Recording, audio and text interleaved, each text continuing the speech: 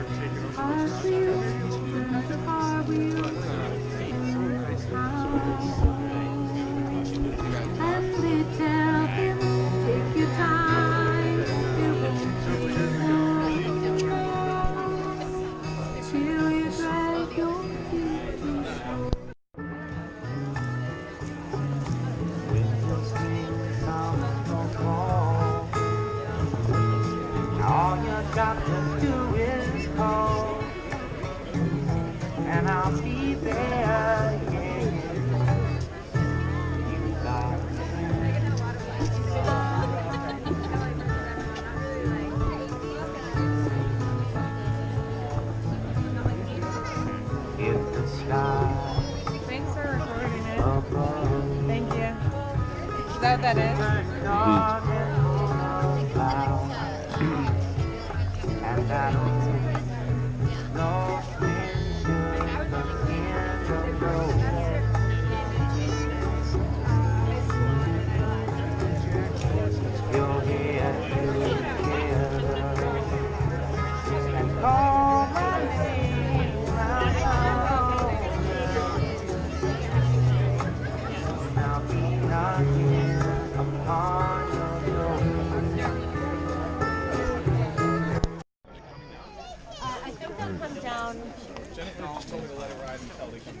Okay, so let it keep playing until.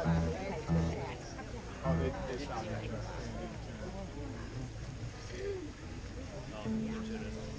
Yeah. So everyone take a seat. All fine.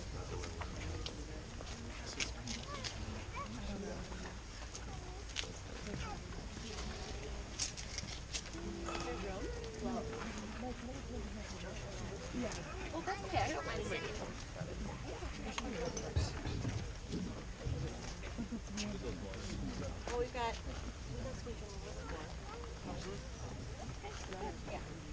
You need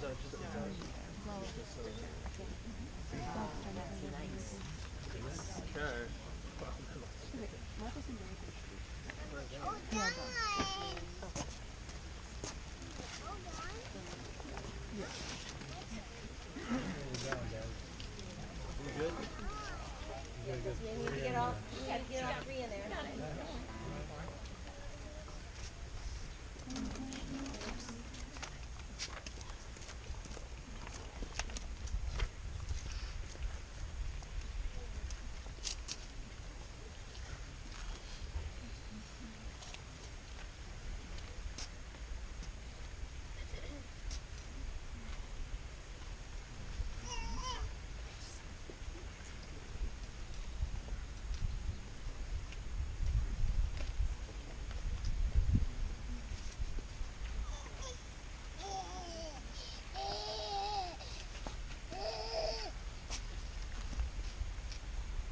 Good afternoon and welcome. Before we start this afternoon's service, I would just request that everybody check their cell phone and make sure that it's turned off. Screaming babies are A-okay, but if we could shut down the cell phone, that'd be great. On behalf of Meghan's family, I'd like to welcome all of you and thank you for joining us this afternoon. We're here to celebrate the life of Meghan West Graham, beloved daughter, sister, granddaughter, cousin, niece, athlete, coach, student, and friend. We gather to remember the person that Meghan was and the people that she touched. We gather to support each other as we seek comfort in the many wonderful memories of the time that we shared with Meghan. It'd be impossible to start this afternoon's reflection service without at least acknowledging the wonderful spectacle of all the tie-dye in the audience. Nothing would have made Meghan happier than knowing that her friends and family were experiencing the absolute freedom and joy that you really only get from wearing tie-dye. As I found myself this morning, tie-dye clashes with everything or nothing at all. I don't know which it is, but it doesn't matter. This location was specifically chosen because Meghan had recently attended a wedding service here, and she felt an immediate connection to the place. It appealed to her on every level. The beauty she saw in the nature, the water, and the trees that surround us. It's hard to lose a family member.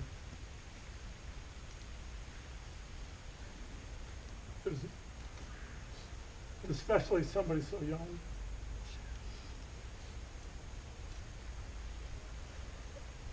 There's no logic or fairness, no rhyme or reason. Meghan lived an amazing life of adventure and curiosity. And although it wasn't a long life, it was rich and full. She experienced things that most people her age would only imagine. It's impossible to think of Meghan without thinking about her connection to snowboarding.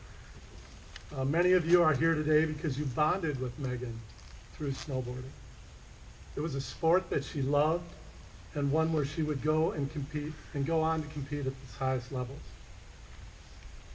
Snowboarding was the perfect outlet for Meghan's fierce competitive nature and her determination. It was also in many ways the beginning of Meghan's adult life.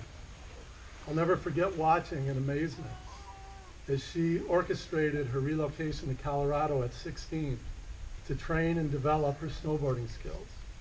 I remember thinking, what a courageous and determined young woman, and how exciting for Meghan to be starting such a bold adventure.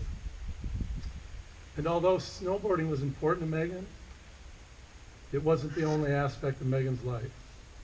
It didn't define her. There were so many dimensions to Meghan's character and her personality. She was interested in health and wellness. She loved pursuing her passion for camping, hiking, kayaking, fishing, rock climbing, and biking. She embraced speed and risk and the adrenaline that came from participating as a byproduct of her participation in extreme sport. She was also deeply connected to the outdoors.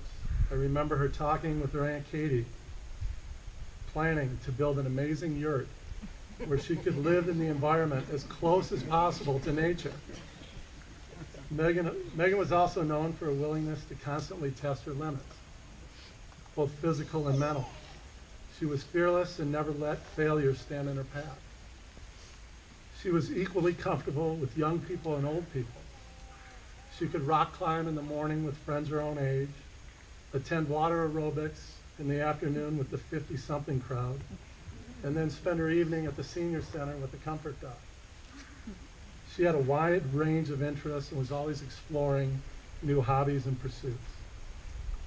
Today's tie-dyed celebration will include readings, music, reflections, and a video that were either important to Meghan or captured the essential aspect of her personality.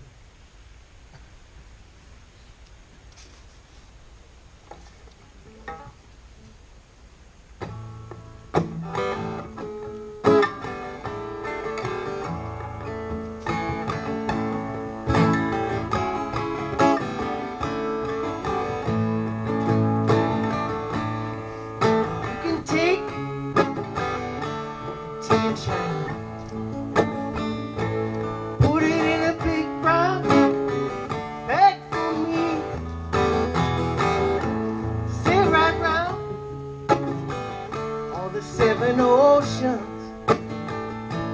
dropping straight into the middle of the deep blue sea.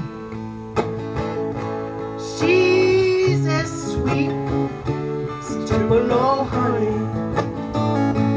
She's an angel of the first degree. She's as sweet as Tupelo honey.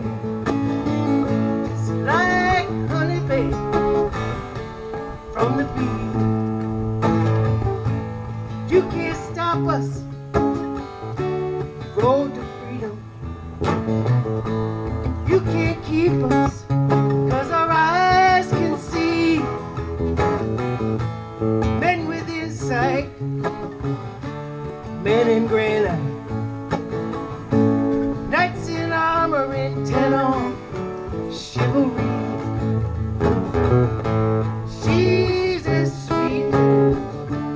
Tupelo honey. She's an angel of the first degree. She's as sweet as Tupelo honey, just like honey, baby, from the bee.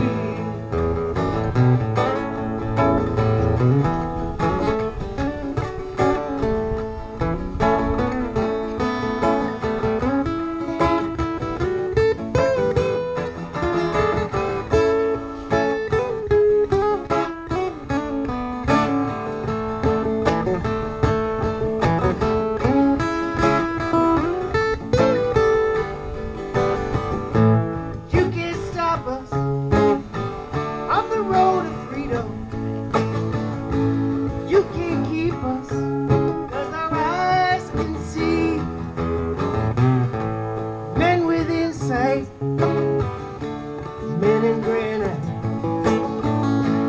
knights in armor in tenon, chivalry.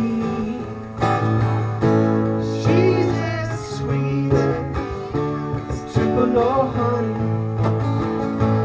She's an angel of the first degree. She's as sweet as Tupelo honey.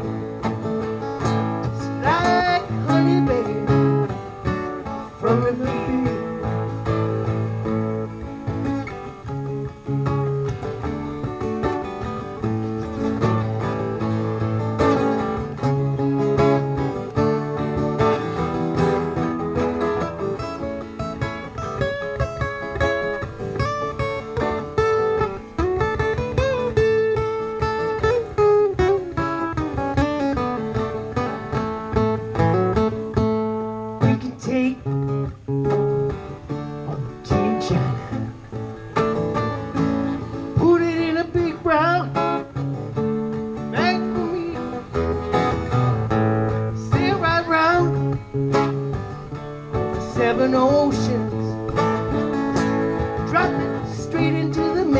the deep blue sea. She's as sweet as Tupelo honey. She's an angel of the first degree. She's an angel. She's as sweet as Tupelo honey. Strike Honeybee from the bee. Well, you know she's alright. She's alright with me. She's an angel. Well, you know she's alright. She's alright with me. She's an angel. She's alright. She's alright with me. She's an angel. You know. She's an angel.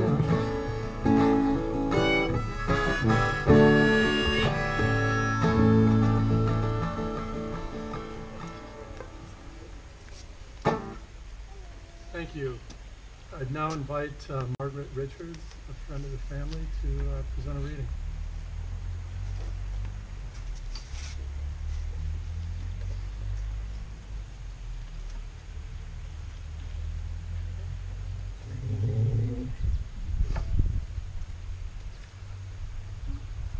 So I'm going to read a poem or a prayer, however you'd like to interpret it, but this really embodies Meghan.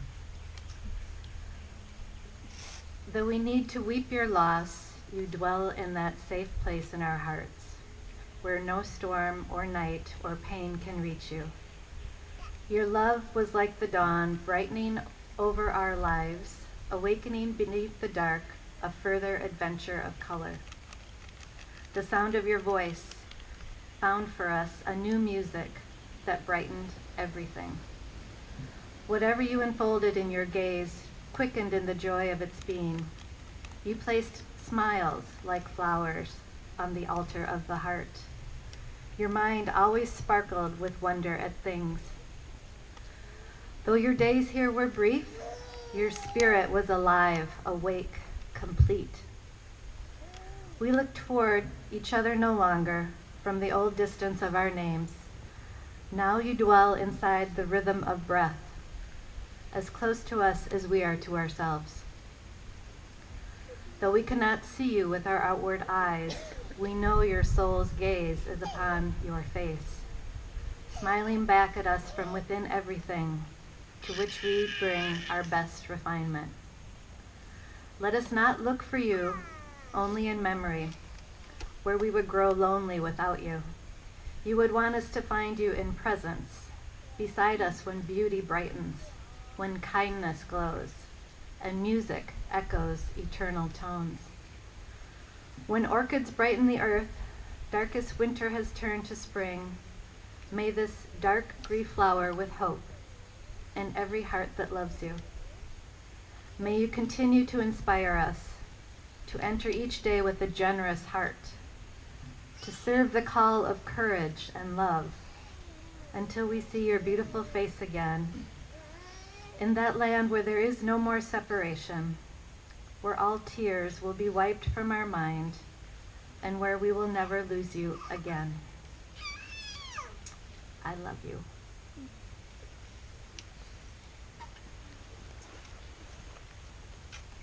All right, I'd now invite Katie, Julie, and Kelly, Meghan's aunts and uncle, to share some reflections.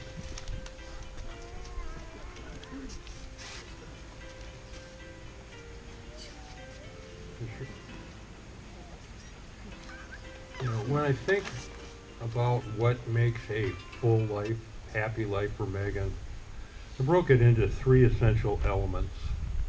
One was passion. She had passion. The other is fun and laughter. And last is a sense of adventure. And boy, did she find it in snowboarding. You know? Yeah. That ended, but enough said. But, you know, Meghan's resilient. She could figure things out. She figured that, well, since I can't work out the way that I used to and do the things the way I like to, at least I can take water, do waterboard or water aerobics, right? Everybody say, yeah. If I can't go to school full time, at least I can start taking classes, right? Yeah. If I can't race competitively, then at least I can coach, right? Yes. And with each yes Meghan got, she got stronger, she got more determined, more focused, and, well, more Meghan. But, yeah, her kind of injuries, you get setbacks. She had a couple. And the only thing she ever said to me was, Uncle Kelly, that totally sucked. But don't worry, I'll get it back. And absolutely, no question, she was going to get it back. I got to shuttle Meghan around a little bit when she was in one of these little setbacks. And I always enjoyed it. Started out the same way pretty much every time. Meghan, what time should I pick you up? She'd say 1:08. Okay. Yeah, it's 1:08. 1:08 will work. Well, she obviously put some thought into it. So I said, all right, I'll be there. And inevitably in the car, there'd be a story that Meghan wouldn't want to tell. And it was full of Meghanisms. Oh man, you should have seen the bonehead I had to deal with the other day. That dude was totally whack, man. Seriously. And I don't know, it was just fun to watch her. I'd really got a kick out of whatever story she was going to tell. But I also got to take her to the airport for nationals this year. And she started the same way. What time, Meghan? She told me. It was a specific number. And this time I actually made the number. So I pull in the driveway, Megan's ready, we load up her stuff. And she says, Uncle Kelly, thank you for doing this. It's like, Meghan, it's my pleasure, really, it is my pleasure. So we get in the car and she says, well, I really appreciate it.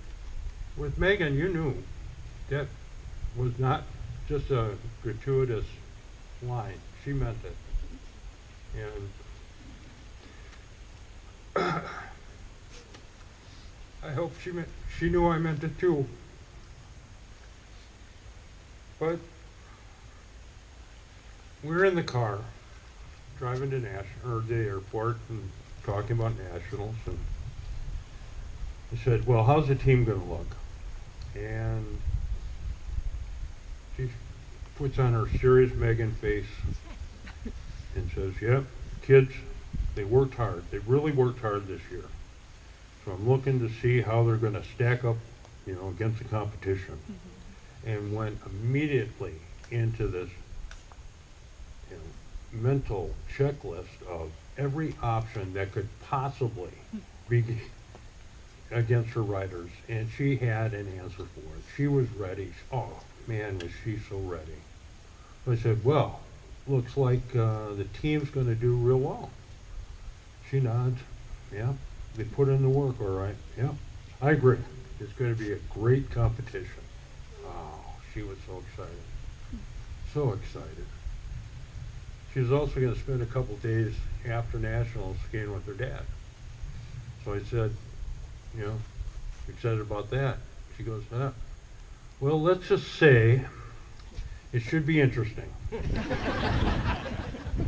And I started laughing. Oh yeah, Max. Yeah, that'll be interesting, all right. I can guarantee it. And she's going, yeah. I know, right? And goes, oh man. And I was like, oh, she probably has that same vision of shamrocks and little leprechauns I had. But yeah, a perfect trip. Absolutely perfect for Meghan. She hit all three aspects of a full and happy life in that trip. The passion of watching her boarders race at nationals, and not just race. I mean, they competed so well, and she was so excited for that. And then the venture into the land of the unknown, she and a couple days with Dad. But the laughter and the fun that both brought, perfect, absolutely perfect. And you're going to hear a lot about Meghan's optimism, because that kid, there was no give in that kid. She was optimistic as could be. But for me, it's how she maintained that level of optimism. Like I said, Meghan can figure things out. And I think she took all the lessons that she learned in snowboarding and applied them to what her life would be after snowboarding. And snowboarding, or any competitive, you just want to get a little bit better each and every time you go out. Meghan wanted to get better each and every day. But Meghan could separate the standings or what have you from the process. It was the process that she bought into. If you win a race or a little disappointed in how you finished the race, that was one day, one event. The process started the very next day. And that was that's what Meghan bought into, the process. That way she never got frustrated, never got really terribly disappointed, and kept her optimism and her enthusiasm, because that's what she needed to get to where she wanted to go. And where she wanted to go was to be consistent and winning consistently. Well, because winning's more fun. And Meghan could do fun. I just wish we could have watched just a little longer. Meg's work in process. Because the wins that kid would have put up and the consistency would dwarf anything she ever did in snowboarding. And man, would that have been fun to watch, and we all would have got a kick out of it. Guaranteed.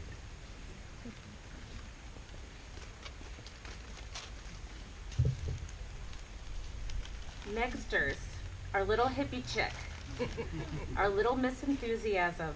I love the way Meghan would walk in the room with her huge smile and say, "Hey, Aunt Katie." Love the way she said that. There's a YouTube video of Meghan where she says, "Yeah, I feel super smart. I feel like I can conquer the world now." I just love that about her. That was just who she was. She made everything fun. Meghan always tried to include all of us in her activities, whether it was water aerobics or drying fruit. We liked to fry our egg sandwiches together, and she was always trying to get me to go to different yoga classes with her, paddleboarding, rock climbing. Her passions were endless, and she was always trying to get everyone to join her, and she was so inclusive. She loved her family with all her heart. She and Ricky had a camping trip, just the two of them, many camping trips, but one in particular, it was just the two of them. They had so much fun, and they loved playing and taking care of their dogs together. They had a very special bond, they're best friends. She loved spending time with her mom, my sister. They went to concerts, they had beautiful dinners together, long walks, meaningful talks. Meghan just loved spending time with her mom. Her dad, any indoor, outdoor activity, those two were two peas in a pod. They had so much fun together, hot tubbing, going to sports, watching games, grilling. I mean, that just, anything outdoors, anything indoors, those two just had so much fun, and passion, being passionate was their thing. We have so many memories, we relatives, of our time with her, playing in Grandpa's backyard, playing wiffle ball, grilling, planting Grandma Maribee's rose garden and watching the Cardinals come in, playing golf with Uncle Kelly, running errands, traveling to New Zealand to see Uncle Jim and Carolyn and Pip and Patrick, Saturdays at the farmer's market with Billy and Ashley, ping pong tournaments with all the cousins, Michael and Jen, everyone, just, you know, and then competitive Uncle Marty. He always liked to try to get in there. Yoga at the Arboretum with Grandma Pat, kayaking, paddleboarding, playing at the lake, all the great memories with Grandpa Jack and Grandma Pat. Playing with Uncle John and Uncle Steve, talking fashion with Uncle Steve, I found out today. I didn't know that she was such a fashionista, the two of them. Visiting Uncle Julie, not Joe, in California, hanging out at Uncle Todd and Jenny's house, playing with Kinsey and all the kids. Fireworks on the 4th of July. You guys sounded like you had a blast, and it sounds very illegal, by the way. Anyway, she loved her family and friends so much, and I take comfort in knowing she's still there watching over us. She wants us to live our life to the fullest like she did. She just was such a living example for us all. So I take comfort in knowing she's our little angels up there watching over us today.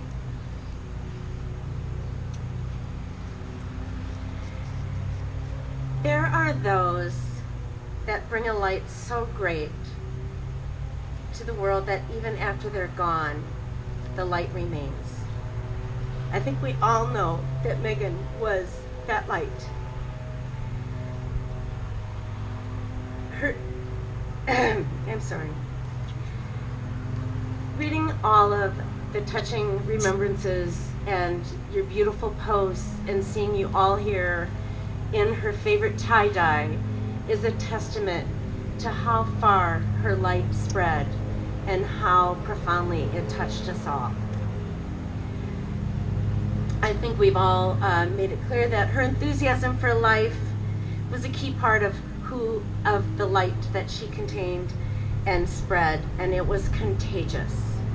Last fall, Megs spent her vacation with us in California, and it was our gift to have her to ourselves for 10 days. It was also exhausting as her playmate, because, as you know, Meghan has a lot of get up and go. In true Meghan style, she packed as much into every day as possible. She learned to surf. We explored life-size sculptures of dinosaurs and climbed mountains in Borrego Desert. We hiked Torrey Pines Reserve. Well, you get the idea. I mean, it just never stopped. And as soon as we would finish with one activity that I considered to be exhausting, she would say, "Well, Aunt Julie, what do you want to do next?" And in fact, she almost this close had me convinced to jump off a cliff to do parasailing with her.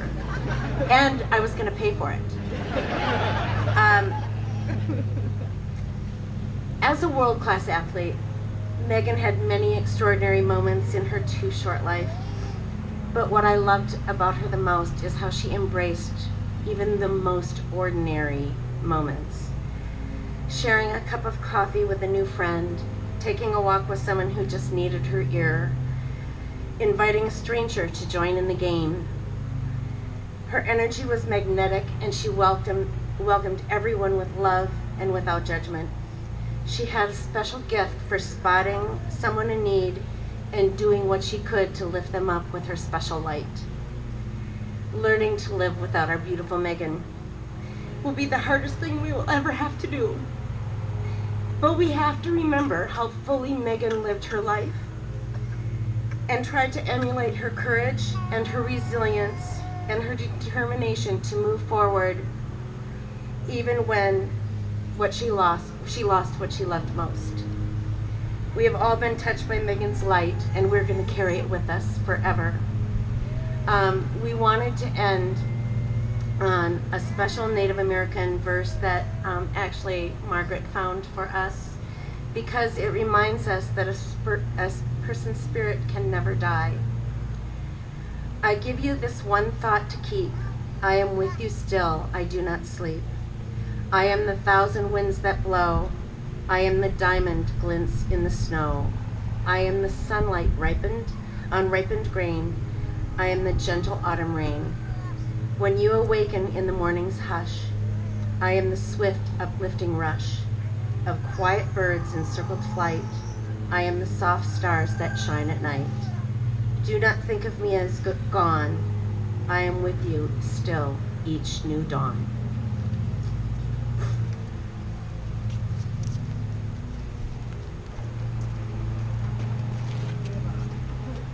Really special guest coming up to help us sing this. Rilo, come on up, buddy. You know, I wanted to share some of the significance of some of the songs we're playing. So when Jennifer called me, she said, you know, we want you to do Tupelo Honey because, as I understand it, they had a mixtape of Van Morrison when Jennifer was birthing Meghan, and that was a song that Ricky used to dance to when Meghan was an infant in her arms. This next song is a Grateful Dead song, and we can't have this much tie-dye here without at least singing one. So Riley's going to help us out. This is my friend Cole Hannon, Andrew Cassett.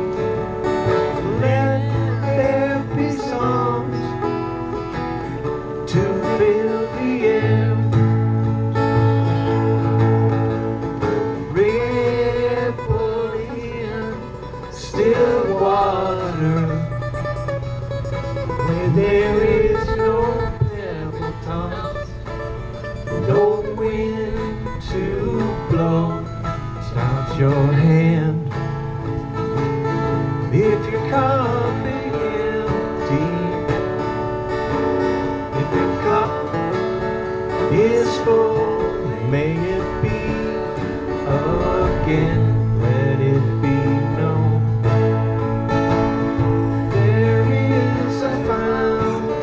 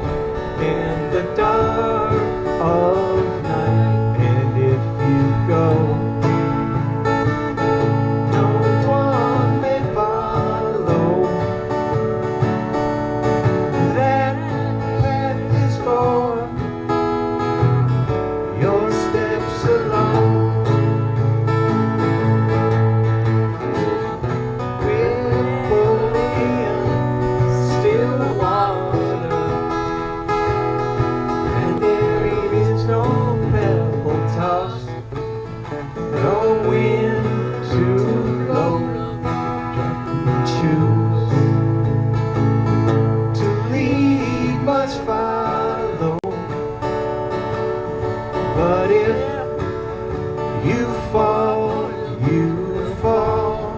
alone. And if you think who's to guide you, if I knew the way, I would take you home. Every la da da da. La da da da da. La da da. La da da. Da da. La da da da. La da da da da. La da da da. La da da da.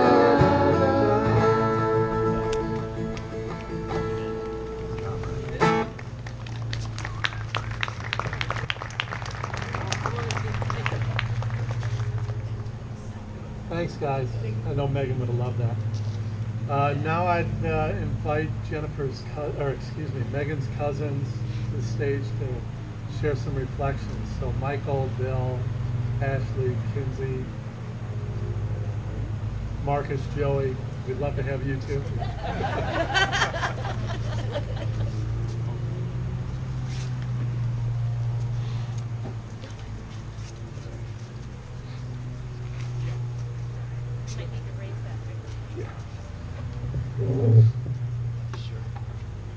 Hey everyone. So we're going to start with the reading, and Dr. Seuss addresses a lot of the great balancing acts in life in his inimitable and humorous verse in "Oh, the Places You'll Go." This book was a favorite of Megan's and a source of inspiration as she navigated the maze of life, and we thought it'd only be fitting if we shared a couple of the verses that seemed particularly relevant to Meg's. Oh, the places you'll go. You have brains in your head, you have feet in your shoes, you can steer yourself anywhere you choose. You're all on your own, and you know what you know, and you are the gale who will decide where you go. Oh, the places you'll go. Out there, things can happen, and frequently do, to people as brainy and footsy as you. And when things start to happen, don't worry, don't stew, just go right along, you'll start happening too. Oh, the places you'll go. You'll be on your way up. You'll be seeing great sights. You'll join the high flyers who soar to great heights. You won't lag behind because you'll have the speed. You'll pass the whole gang and you'll soon take the lead. Wherever you fly, you'll be the best of the best. Wherever you go, you'll top all the rest. Oh, the places you'll go. You could get hung up in a prickly perch, and your gang can fly on, you'll be left in the lurch, but on you will go. On and on you will on and on you will hike, and I know you'll hike far and face every challenge, whatever they are. You're off to great places, it's opener there. In the wide open air, your mountain is waiting, so get on your way. And then we wanted to share one of Megan's own Dr. Seuss-like quotes. I am who I am, and I do what I can. I'll pass it over to my cousins. My brother. Hey, I'm Megan's cousin Joey, or as she calls me, Cuz. Every time I'd interact with her, it's very certain to hear, so Cuz. Even texts, voicemails. That was always just Cuz. So it's pretty apparent that Meghan, identified as a snowboarder. We all identified her as a snowboarder. She was accomplished. She won national championships, rode mountains all over the world, coached G-teamers to national championships, and was on the path to being an Olympic racer. It's something I always try to mention when people say they're good at snowboarding out in Colorado. Like, my cousin's better.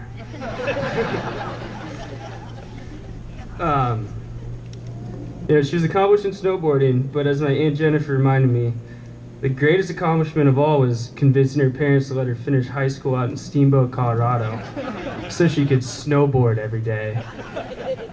How? Wow. Not to mention to have her parents pay for the whole absurd adventure.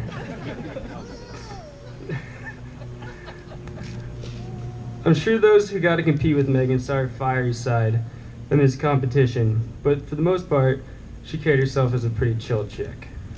You know, rocking beanies at the lake in the peak of summer, or just telling you how great kale is. Megs was pretty chill. Never really getting too fussy, but as her cousin, I had the privilege that many of you have not. I have seen Meghan put up quite a fuss. I even caused her to be a bit fussy.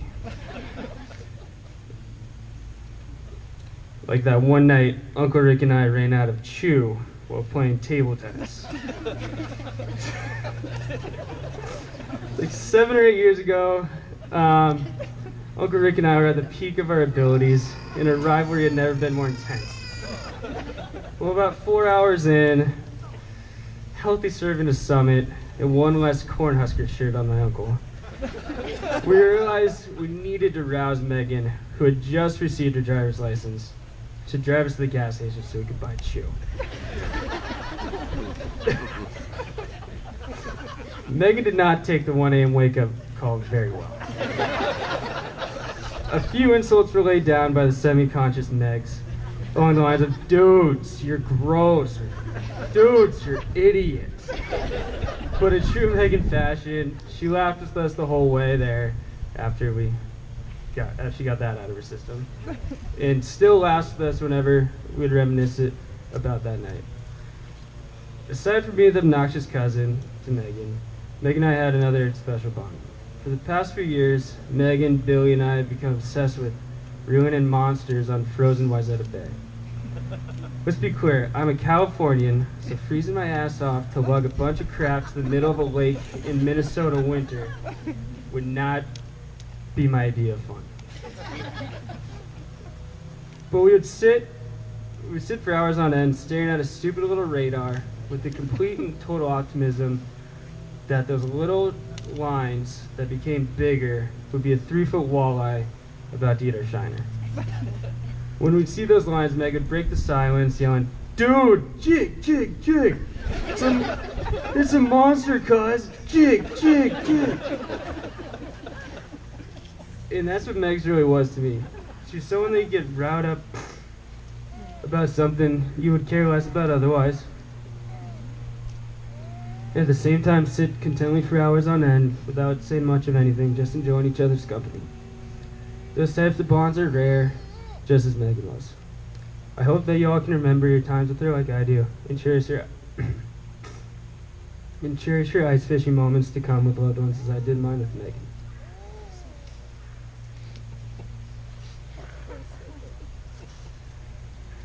Meghan had a spirit like no other. She had a happiness that radiated to everyone who surrounded her. Bill and I were talking the other day about the crazy energetic way that she would scream and yell when she would catch a fish. Whether it was a trophy bass or a fish that I would have used as bait, she was just as happy either way, which is exactly how she viewed life. No matter what life threw in her direction, she was able to face it and make the best of it.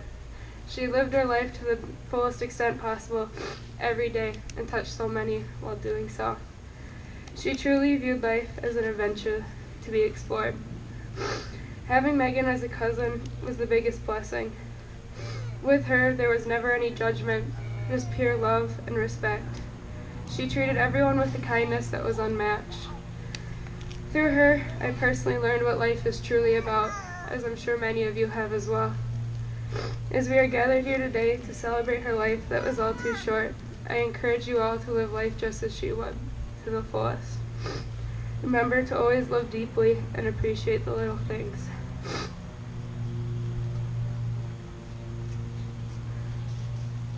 Hey guys, I'm Marcus. I'm Megan's cousin out in California. So Megs, she was, the younger cousin, and Bill and I grew up skateboarding together, and she always wanted to, be on a board.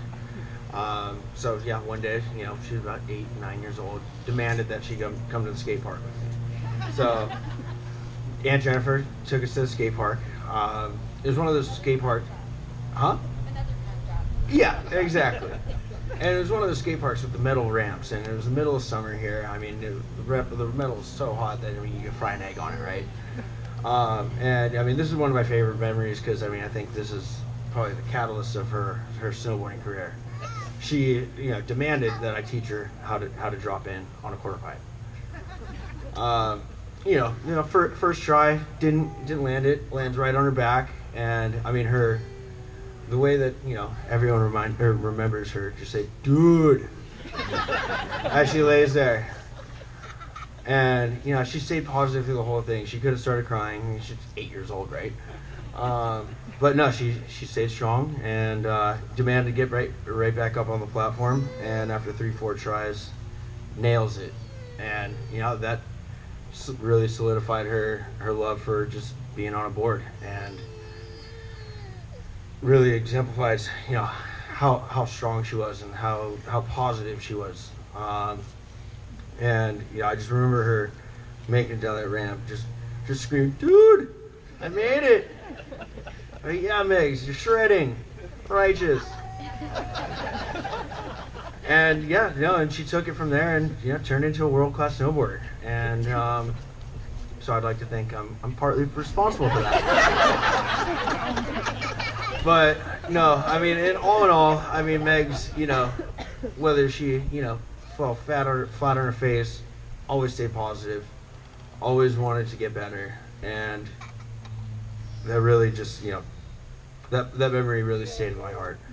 And so I hope you guys can all kind of take that to heart as well. So thank you.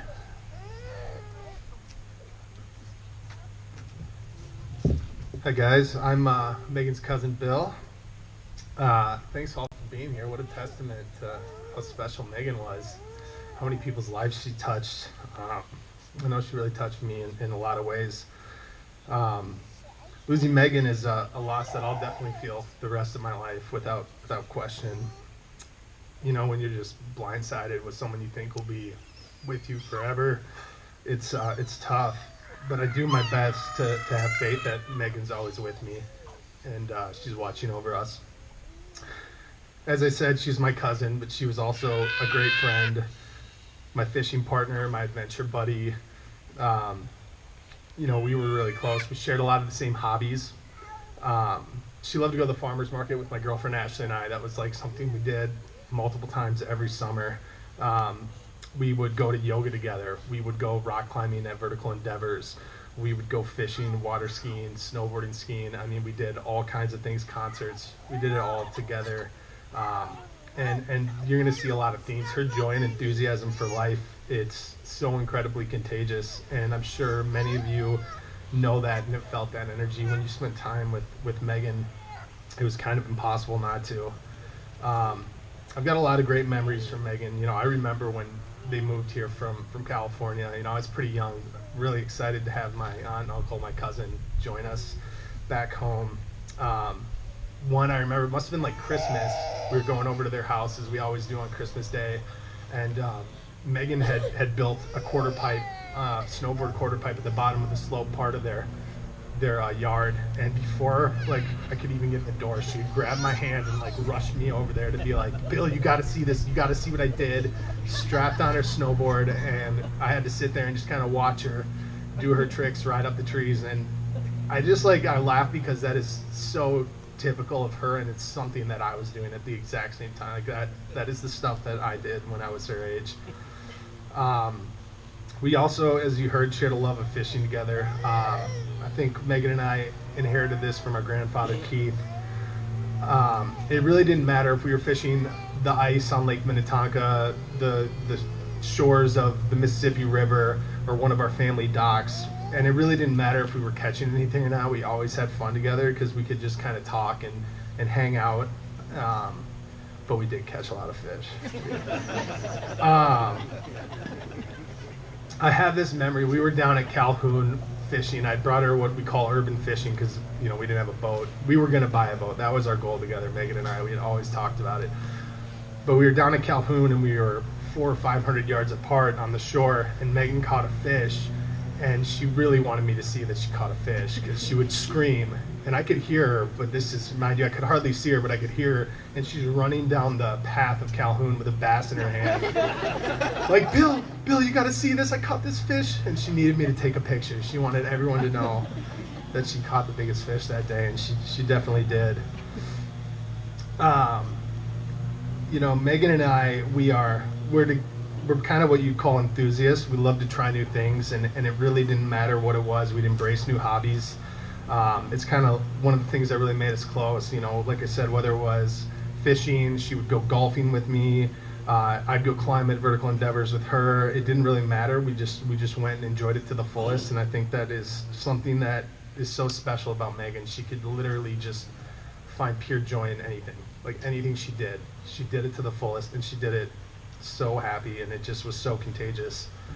She taught me a lot about life. I've always been incredibly proud of her and to call her my cousin. She very accomplished and just such a sweet, amazing person. And I guess I'll just end, you know, Meghan, we love you so much. We'll think about you forever.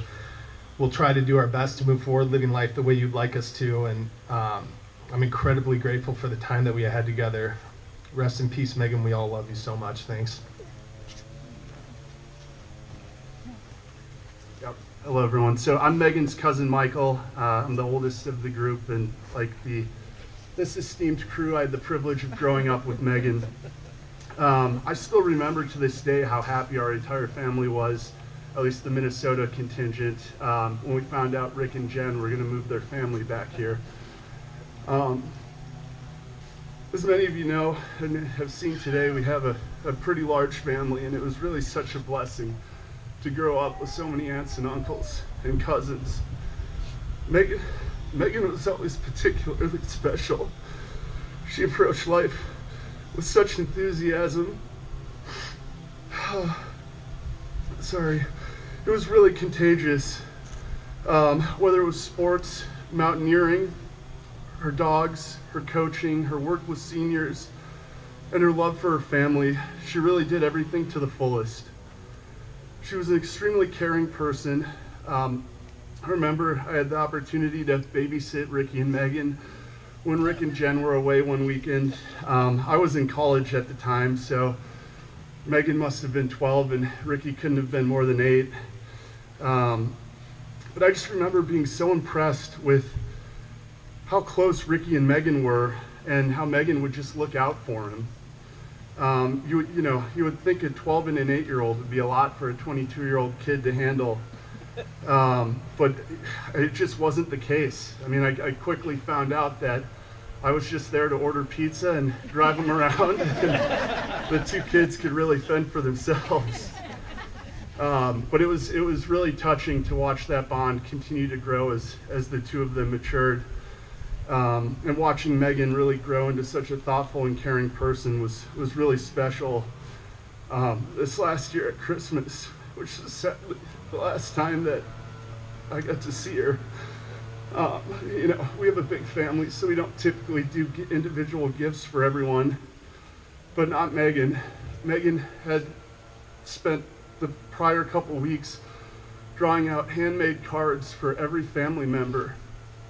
I mean, to think about the time and effort that went into putting together an individual card for each and every one of us was truly remarkable. And I remember my wife Jen and I spent the entire ride home just talking about what a special person she was. But that's who Meghan was. She was one of the most courageous and caring and thoughtful people that I think any of us knew, and she's going to be very missed. Thank you all for being here.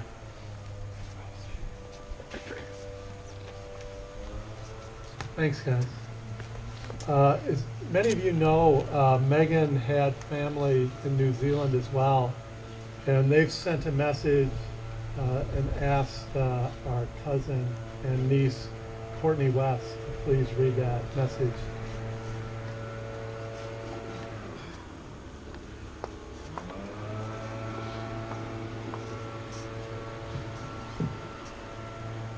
I'm Courtney, Meghan's cousin, and I will be reading on behalf of our uncle. Uncle Jim in New Zealand who couldn't be here today. So he starts by saying, "First, let me thank everyone for attending today's celebration and everyone who posted the fantastic tributes that we read online. What a fantastic community you are. I hope this isn't too confusing, my words coming out of someone else's mouth. As Meg would say, that's so cool." For those of you that don't know me, I'm Jennifer's older brother and Megan's Uncle Jim. I live in New Zealand with my wife Carolyn, Megan's aunt, and our son Patrick, who is Megan's age, and our younger daughter Pip. Although we live so far away, our American roots are very much a part of who we are. We are lucky to have been able to stay close with my family in the States, with trips for family reunions every 2 to 3 years. We've also been blessed with family visiting us here. Megan and her family have been to New Zealand twice. Once when Megan was 5, and the second time in 2010 when she was competing in the Junior World Snowboarding Championship. On their first visit, Megan was able to join Patrick in his first grade class for a few days. She must have made a huge impression on Patrick's teacher because years ago I ran into him and he asked me about Megan. I was so proud to tell him of her many accomplishments. He also reminded me of how writing on a t-shirt Megan wore to class became the new school motto, "Attitude is everything." That was amended after a few years to, "A positive attitude is everything," after it became apparent that some of the kids were working to a different definition of attitude. Certainly, it was Megan's positive attitude that made her so much fun to be around. One time when I was visiting Minnesota in January, I suggested that we hire some fat bikes to go in the snow. We hit a snag when we discovered that none of our cars were big enough to transport the bikes and no one in the family had a suitable bike rack. Megan's response, "No problem, Uncle Jim, we can make it happen." Sure enough, after a few phone calls, we had a bike rack lined up and all the fat bikes were ready to go. Our family enjoys the same outdoor pursuits that Megan did. We have been making a list of places to go and things to do with Megan next time she came to visit. Last weekend, Patrick and Pip traveled from other parts of New Zealand to our house so we could all be together for a tie-dyeing session and a 5-hour mountain bike up to Dunn Mountain and down to Coppermine Track in Megan's honor. She would have loved it. When we heard about Megan's passing, there was nothing we wanted.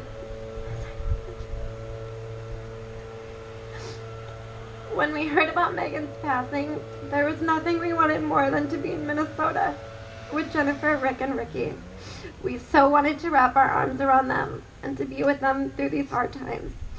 We were so thankful to discover, however, that they were surrounded by friends and family, and they have all the support that anyone could ever ask for.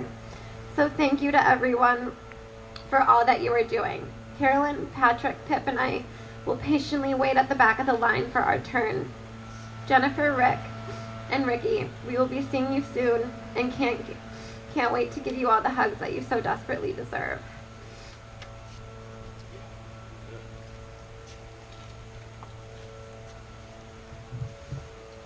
Candle on the Water from Pete's Dragon by Walt Disney. I'll be your candle on the water. It may be a Disney song, but the Candle on the Water ballad from Pete's Dragon is loaded with meaning, that life is made easier by the presence of our family and friends, that those who die never truly leave us, and that love goes on and on. Candle on the Water. I'll be your candle on the water. My love for you will always burn.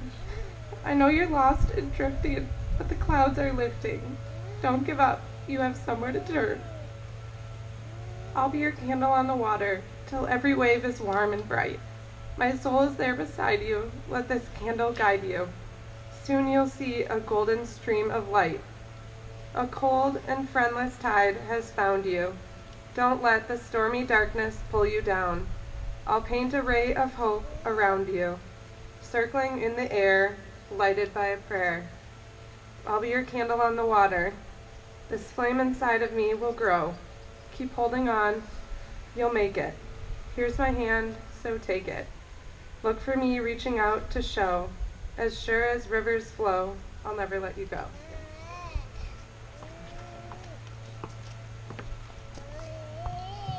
As you've already heard a number of times today, snowboarding was an absolutely integral part of Meghan and who she was, and the family is just so grateful today to have the director of the G team willing to come up and share a few thoughts about Meghan and what she meant to the team. So I'd invite Jessica Zalowski to the stage, please.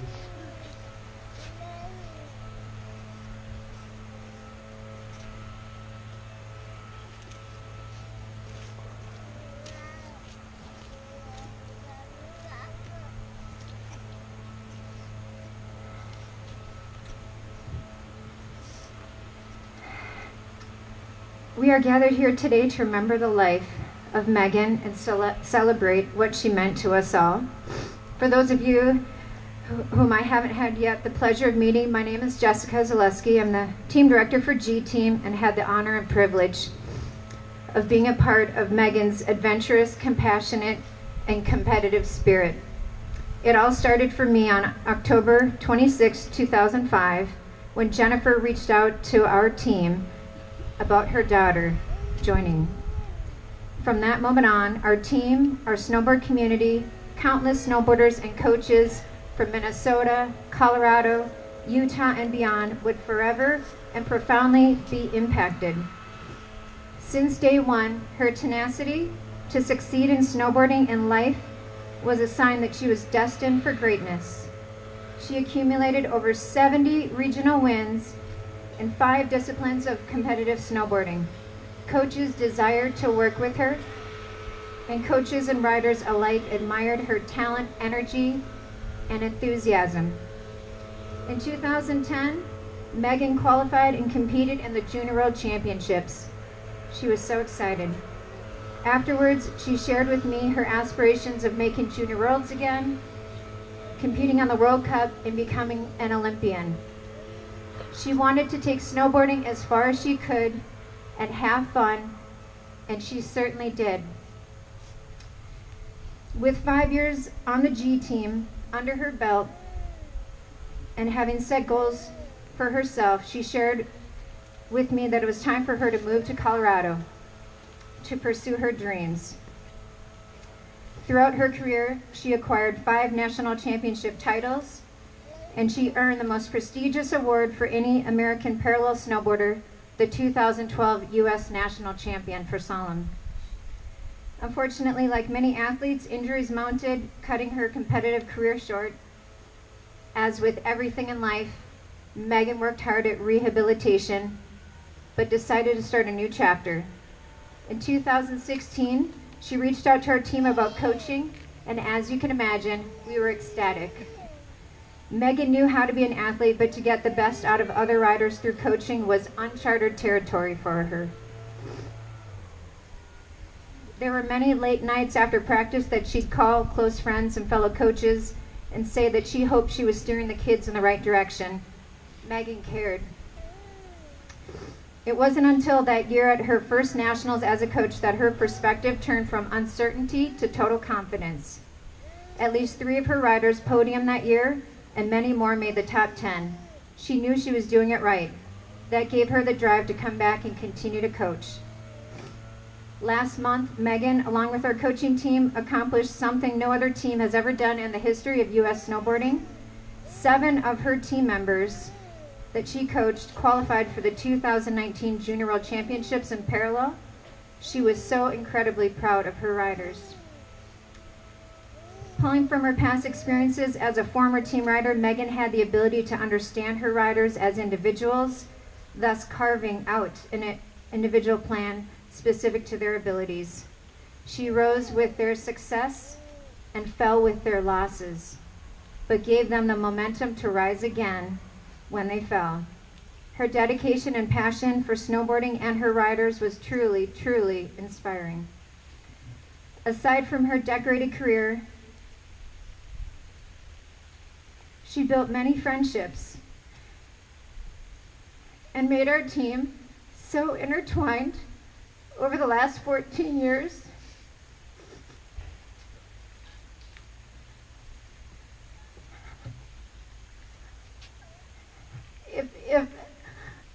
sorry.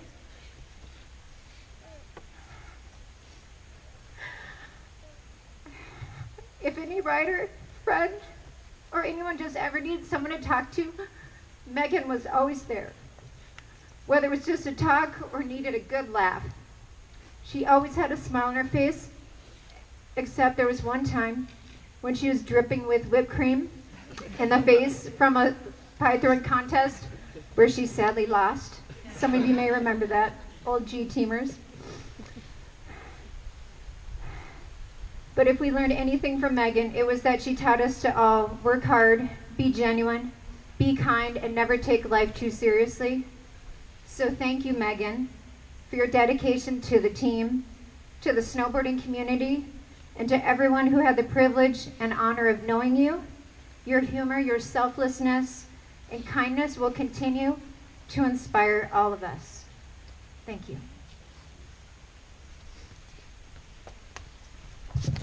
Thank you, Jessica.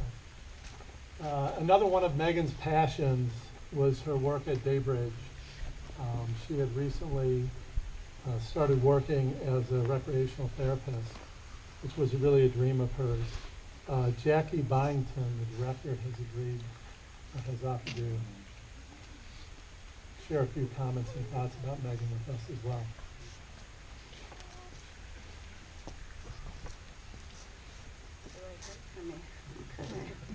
All right. Hey, Meghan, look at all these people around here to celebrate your life, and wow, what a life you had. I'm Jackie Byington. I was Meghan's supervisor at Daybridge Adult Day Services and the volunteer coordinator at the Glen Hopkins. I want to share Meghan's story of volunteering and of her working on our campus. In 2016, Meghan and her dog, Summit, began volunteering at the Glen Hopkins on Tuesday mornings. Meghan was a natural. She had a warm and gentle approach, sharing her dog, Summit, with the Glen residents and the Daybridge clients. Everyone loved Meghan and Summit, and we all looked forward to their visits every Tuesday morning. Meghan was so committed to her volunteering that if one of her friends asked her to do something on Tuesday morning, Meghan would say, "No, that's my day that I volunteer at the Glen." In 2017, we had a need for what we call an on-call employee at Daybridge. I immediately thought of Meghan. She was so happy about the position, but she wanted to make sure that she could continue her pet visits with Summit. I said yes, and Meghan began working on call at Daybridge and continued volunteering on Tuesday mornings with Summit. After that, a part-time position opened up, and again, I thought immediately of Meghan. She started working mornings at Daybridge and continued to visit the Glen residents on Tuesdays and Thursday mornings with Summit. Meghan managed a very busy schedule. She worked at Daybridge mornings.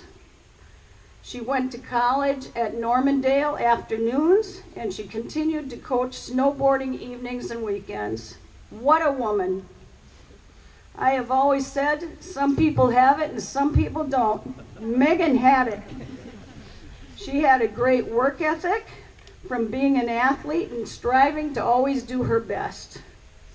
Meghan knew how to work with people, both as a team player and her ability to coach others. She was the humblest person I have ever met. Meghan was a superstar. She did more in 24 years than most people do in a lifetime. Before I close, I want to share a verse, and I do have a stone by the flower up there for her family. Those we love don't go away. They walk beside us every day, unseen, unheard, but always near. So loved, so missed, so very dear. We love you, Meghan. And on behalf of the Glen and Daybridge, we've got all these people over here, and we've got several people in the back. Yay, Meghan.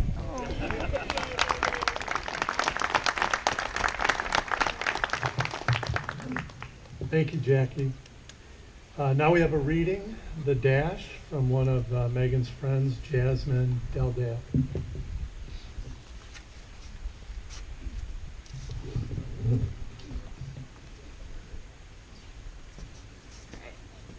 I wanted to start off by reading Megan's and my favorite poem from back in the day called The Dash. The Dash by Linda Ellis. I read of a man who stood to speak at the funeral of a friend. He referred to the dates on the tombstone from the beginning to the end. He noted that first came the date of birth and spoke of the following date with tears, but he said what mattered most of all was a dash between those years. For that dash represents all the time they spent alive on earth, and now only those who love them know what that little line is worth. For it matters not how much we own, the cars, the house, the cash. What matters is how we live and love and how we spend our dash. So think about this long and hard. Are there things that you'd like to change? For you never know how much time is left that still can be rearranged. To be less quick to anger and show appreciation more and love the people in our lives like we've never loved before. If we treat each other with respect and more often wear a smile, remembering that this special dash might only last a little while. So when your eulogy is being read with your life's actions to rehash, would you be proud of things they say about how you lived your dash? For those of you whom I haven't had a pleasure of meeting yet, my name is Jasmine, and I was one of Megan's best friends. Back in 2005, our relationship began when we met on the G team. What started off as two teammates placed in the same group grew to be a great friendship off the hill for over a decade. When Megan showed me this poem while on our Mount Hood trip in 2009, she said, Jazz, like this is what we do. We live our dash. So we made a pact to do so, but what should have been a heartfelt moment really just turned into the two of us being known as double trouble. If you saw one of us, the other one was normally not far behind. It was normally me trailing behind her because it was hard to keep up with her. Anything and everything we did all came back to us justifying our actions with spending our dash well. Some of the more noteworthy moments were snorting spaghetti noodles. She ended up with a sinus infection, but she did it again. Don't worry, she was really unsuccessful the second time. If you have a Facebook, that video is on there. I recommend watching it. I love it. We did backflips off of moving boats. Yes, I know, it was dangerous. Cliff jumping in Duluth, even though she made me go first every time, and I'm terrified of heights. And lastly, her brother Ricky and I loved tormenting one of our favorite coaches off the hill. Sorry, Emily Getz. Although we mentioned less of our pact that we made in 2009, she really ran with the opportunities life gave her and made every event extraordinary. On the hill, she dominated podiums during her pursuit as a professional alpine snowboarder. Off the hill, she was an amazing daughter, a sister, granddaughter, adventure buddy, and really a best friend. Between June 6, 1994 to April 21st, 2019, she lived an extraordinary life. Megan was one of the most witty, compassionate, daring, and determined individuals with the most exuberant personality. She lived her dash with absolute pride. Her curiosity and need to explore this world led her to share many great memories with all of us on this great adventure called life. No matter when you met her during her journey, on this day we all come together as one to celebrate how she spent her dash. She showed us that no matter how hard life can be, there was always a rainbow to shine on the darkest of days. Her legacy was to live her best life, and we should, as everybody else has said today, continue that legacy from here on out. I wanted to end with an excerpt from a letter Megan wrote to me back in 2009. It was based on how she hoped she would spend her dash. And I quote, "Life's short, bro. Life's really short. But like, I just want to live my life and not regret a thing. I want to surround myself with good people, good vibes, and good times. This dash is small, but I want to be someone great. I will be someone great. At least be someone people can look up to the way I look up to Coach Gatz. Don't tell her I said that though, because I still want to TP her house and I still want to hang out with her dog Haley. With that said, it's safe to say that she spent her dash well. Thank you.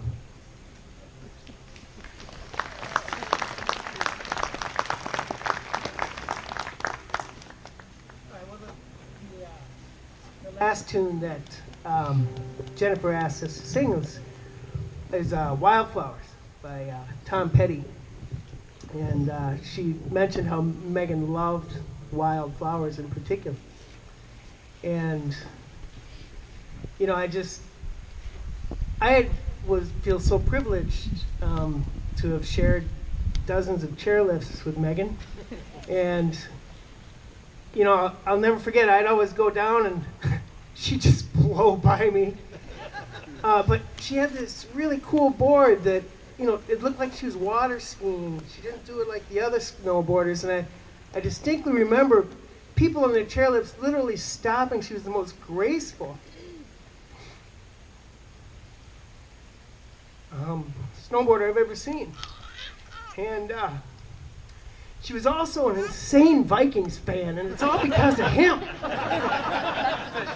I mean, I get these text messages from Ricky and Meghan in full Helga regalia with Summit saying something unintelligible, and it was like a preseason game against Jacksonville. Come on, Vikes. It's insanity.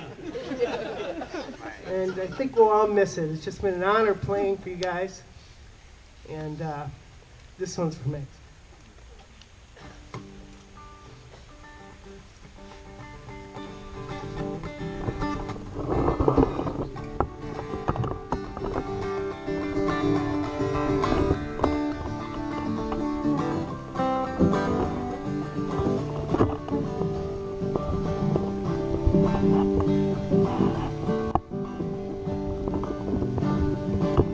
You belong among the wildflowers.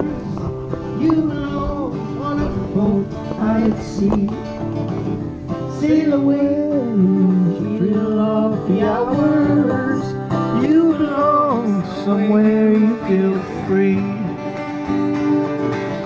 Run away, find you a lover. Go away somewhere bright and blue.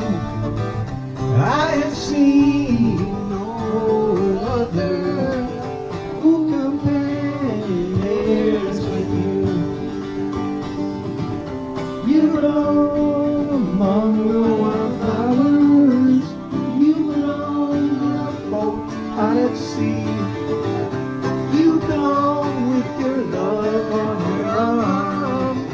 You belong somewhere you feel free.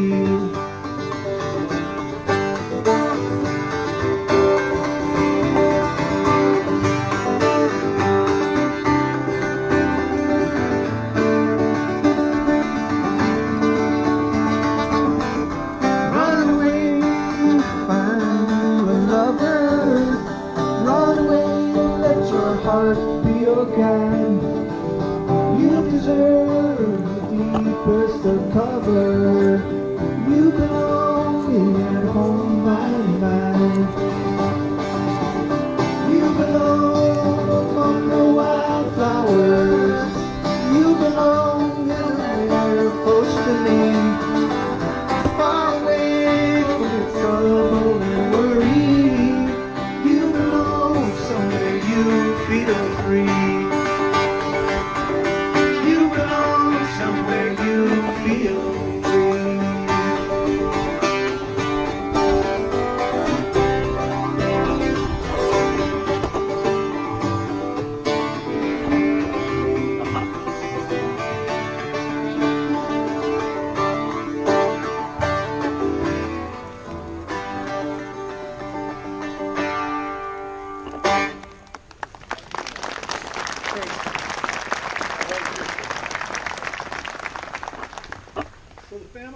ask that we conclude today's celebration of life by inviting guests that would like to share a short story or a thought or remembrance of Meghan. Come forward. I know that Mimi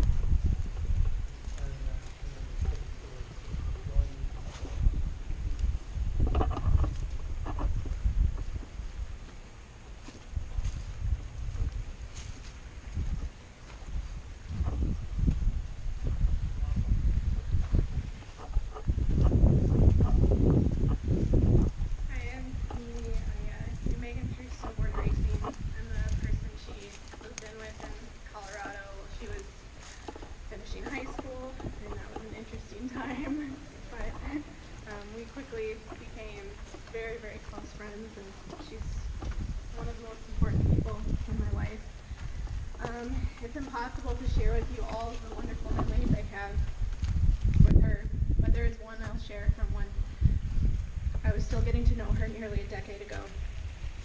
We were in Oregon for a summer snowboard camp that she was attending, and I was coaching. On our day off, we drove to this beautiful beach on the coast, and I thought it would be fun to teach the kids how to catch sand crabs, a process that involved digging our hands into the wet sand by the shore and scooping out these squirmy little creatures.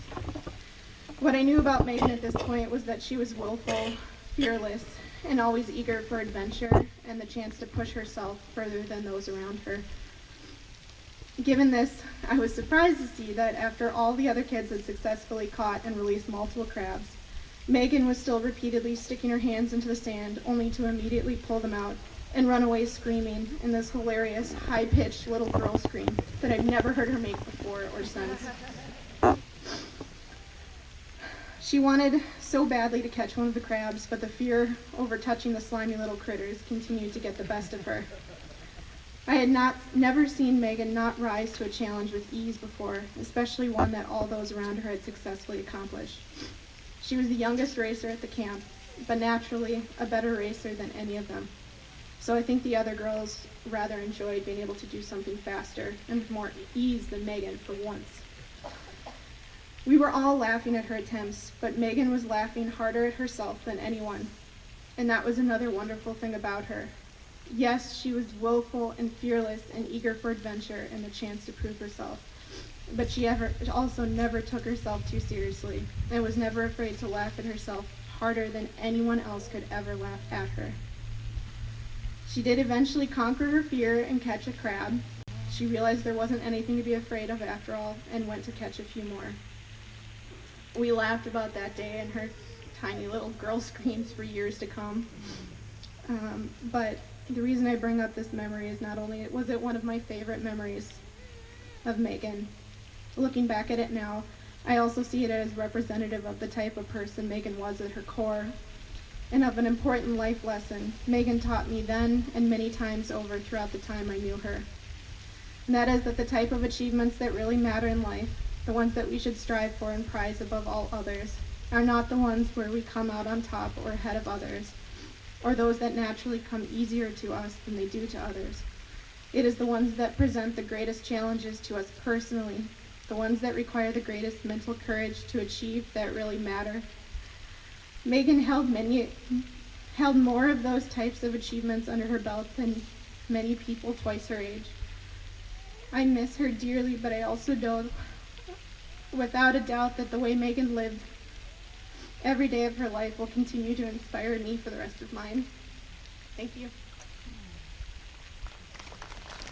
Thank you, Mimi. Emily and Christine Getz.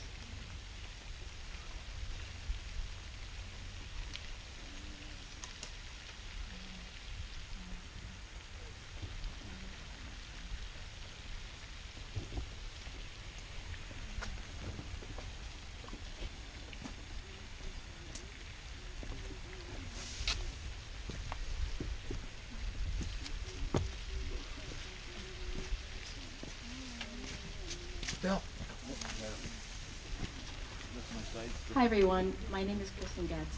I had the pleasure of knowing Meghan for the past 10 years as friends. Meghan and I met in 2009 in the parking lot at Timberline Lodge, Mount Hood, at summer snowboard camp. This is a summer snowboard camp where she also taught me how to drop in on a skateboard. So, where's Marcus? Thank you. Even though she was younger by 8 years, and we were in vastly different stages of life, we developed an amazing friendship for those last 10 years. Meghan lived out west training as a professional alpine racer for a few years while I married and had 3 kids. But like any good friendship, it didn't matter because we saw the world through the same lenses. When Meghan returned to Minnesota in 2015, she became one of my best friends. We spent time rock climbing, coaching snowboarding, and hanging out with my kids. Meghan was one of the most accepting, hardworking, and loving people I knew. After a string of concussions ended her career as a professional athlete, she waded through that uncertain phase many athletes experience after their career ends. Meghan came out on top. She took her talent and passion for snowboarding and began coaching young alpine snowboarders. She volunteered at a senior living home and eventually worked there part-time while attending school. Meghan was what I like to call a friend for all seasons. She could get along with anyone, no matter their age or stage of life, and was certainly exemplified through our friendship. As our life stages changed, but our friendship stayed. We were first friends as 2 girls who loved snowboarding, the outdoors. And then Meghan was next in my wedding as the flower maiden. It's important to note that I think this was the only time Meghan ever put on a dress. Dresses weren't her thing, and I considered this a huge token of friendship. She was there when my oldest child took his first steps. Every autumn, we went to the apple orchard and she picked apples with my boys. Every Christmas, she came over, decorated Christmas cookies with my kids. Meghan, I thought we had so many years together, more years together. We have a lot left to do. I miss you and I look forward to heaven because I will see you again where we will continue our adventures. I love you. Thank you, friend.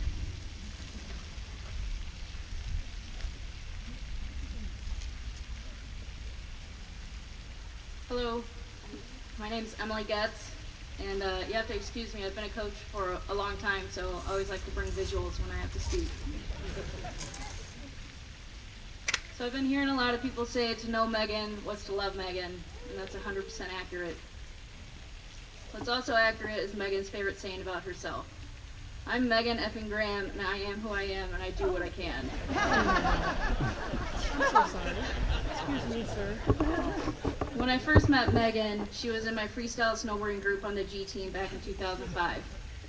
I was a little worried about having her in my group because she had a large personality, and I wasn't sure I'd be able to keep up with it. But fortunately for me, the features in the park kept her interest. And one day, while we were in the park, I noticed that the group was ready for a new challenge. So I took them to this new feature. It was called the mailbox. And the mailbox itself presented a number of challenges. One, it was like 5 feet tall, and you had to at least ollie 2 or 3 feet to get onto it. Second challenge, it was shaped like a mailbox, so if you didn't go straight down the middle, it was really easy to slip off one side or the other. And the third challenge to this feature was if you made it to the end, it was a 5-foot drop to the landing. So I told the girls this is what we were gonna do. And there's a lot of people looking at each other going, okay, well, who's gonna go first? But certainly I didn't want to do it. So finally, after a little deliberation, Meghan pipes up and says, but actually before that, when I could feel the hesitation, I also knew Meghan was my no risk, no reward type of rider. So she finally pipes up and says, fine, I'll go. And we're all like, yes. So she took off flying towards the mailbox, hit it perfectly, landed it perfectly, and then circled back around to the group and says, guys, that was so easy. And that's literally all the girls needed to hear, and then all of them started flying, hitting this mailbox, and it was a great practice. Now I know you were probably thinking when I said no risk, no reward that I meant this. Right? But what I actually meant was this. See, they're 2 different things. When I think of the first one, no risk, no reward, I think, well, maybe by any bit of luck or any sort of chance, I might see the reward. So that has a low probability of an outcome. But to no risk and to no reward means that you're familiar and confident with the risk, and you're excited about the reward. Meghan became familiar with success by embracing risk and reward with a high level of mental performance. She wasn't the type of athlete to sit back and think, what if this goes wrong? She met her challenges with the attitude of, what if this goes right? It's because of this attitude that she was able to succeed at some of the highest levels of snowboarding. Now, I think our friendship had less to do with my snowboarding strategies and more to do with the fact that I let her torture me off the hill. It didn't take long for Meghan and her friends, including Jasmine and her brother Ricky, to figure out where I lived that following summer. And I spent that summer safeguarding my house from random acts of TPing, axe bombings, which is a terrible cologne all over your clothes, firecrackers, and rotten chicken wings. And I used to never lock my door, but then I started thinking it might solve my Meghan issue. However, I underestimated Meghan, and of course she overcame the challenge by lifting Ricky into my windows. Now, despite my retaliation methods, freezing water, cupcakes to the face, tying their bikes up in trees, or throwing her into the lake time and time again, she kept coming back. And I thought her parents might not think it was funny, but then I learned that Rick Graham bottomed the toilet paper. So the games continued. So they say that children are a reflection of their parents, so if Meghan was extraordinary, we have Rick and Jennifer to thank. And I know I speak for everyone here when I say to Jennifer, Rick, and Ricky that we're here for you. I'd like to end with a quote, but before I do, I want to give just one more small backstory. When I was coaching the girls group back in 2005, I gave Meghan and Jasmine a journal to write in.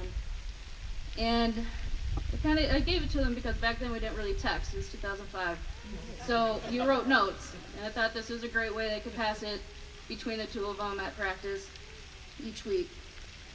And it wasn't until recently that I discovered that they took my advice and they wrote in that journal for a good 7 years. So this quote is a journal entry from Meghan, written in 2014.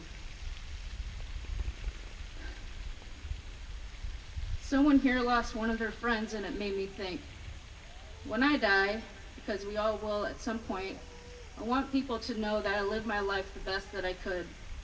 With all my injuries, I still rose above. I am who I am, and I do what I can.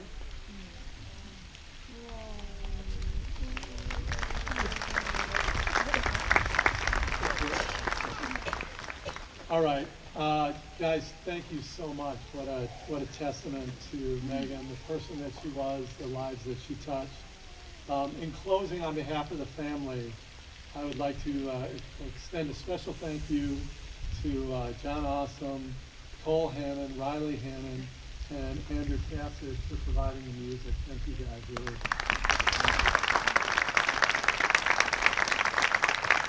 The G team, for the love, care, and support you gave Meghan throughout her career, and the Daybridge Adult Day Services at Glen Hopkins Senior Facility for helping Meghan achieve her dream of becoming a therapeutic recreational therapist. So thank you all so much for coming. We are going to have refreshments and food in the building right behind as you're leaving. And again, I just want to thank people for showing up on Meghan's behalf, and tell Rick and Jennifer how incredibly sorry we are for your loss. We'll play out one last song. At the conclusion of the song, we'll go up to the refreshments. Thank you.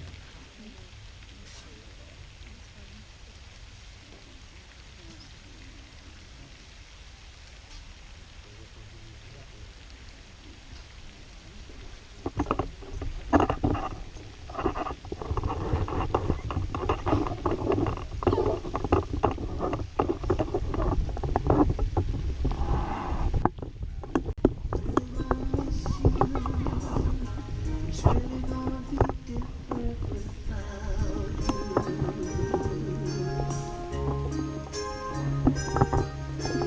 Time is gonna be hard and slow for the rest of my life. Gonna be thinking about you. Yes, I am. Time came when you had to go. I'll miss you, my buddy. I'll miss you, my friend. I promise my love you will never end.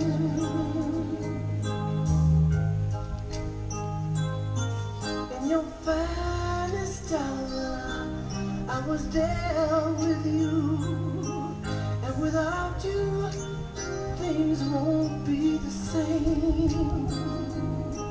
But there's a higher power that we answer to, and you heard him calling your name. Really gonna miss you. Everything about you, your smiling face. Yes, I know you want us all to be strong. Really gonna miss you. I know you're gone to that magic place. Oh, singing you a brand new song. I'll miss you, my buddy. I'll miss you, my friend. I promise my love you will never end. I wish I was your buddy.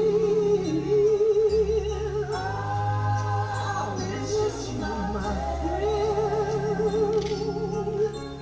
I promise my love you will never end.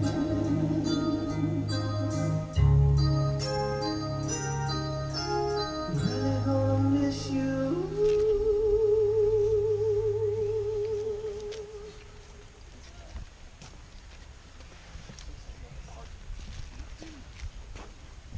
All right, thanks guys for coming. Again, there's refreshments upstairs.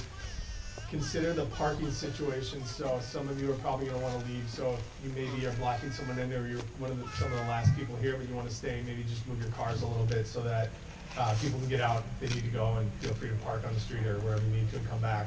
Thanks, guys.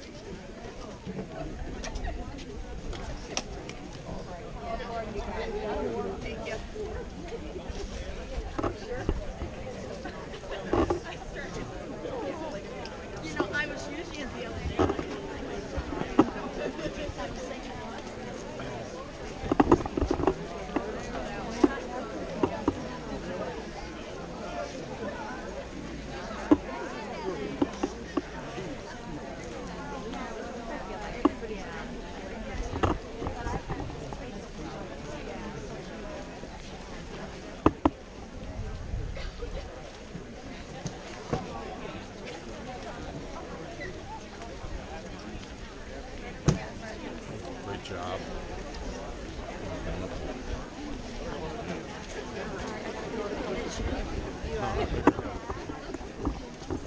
I will see you.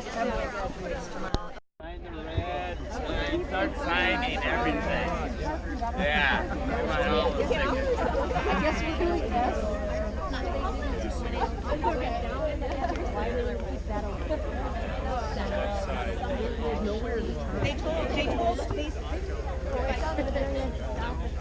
There's so many things on touched a lot of people, man.